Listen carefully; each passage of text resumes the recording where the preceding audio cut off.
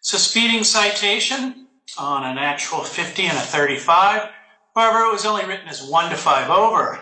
Ms. Brenner-Rumpf, you're here on this citation for 1 to 5 over speeding to do one of three things. First is you could admit responsibility to the citation. 2, admit responsibility, but you'd like to provide explanation to the court as to how or why this happened. Or 3, you wish to contest this citation, in other words, fight the ticket at what we call informal hearing. What were you looking to do? I believe I'm looking to do the third, I believe. All right. Then I'm going to go ahead and swear you both in. If you could raise your right hand, same as the deputy. Swear or affirm any testimony you'd give here today would be the truth, the whole truth, and nothing but the truth. I do. I do. It makes a lot more sense for me to start with the officer. He has the burden to establish to me why he issued you a citation in the first place.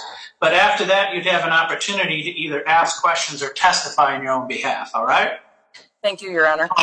And with that, Deputy, you want to pick up the narrative somewhere where it makes sense, explain the issuing of this citation?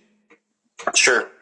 I was conducting moving radar southbound on Patterson Road. The suspect was northbound on Patterson Road in the 35 zone. It was the only vehicle in the operating zone of the radar. I detected 50 and a 35, and my radar was calibrated to an independently calibrated speedometer.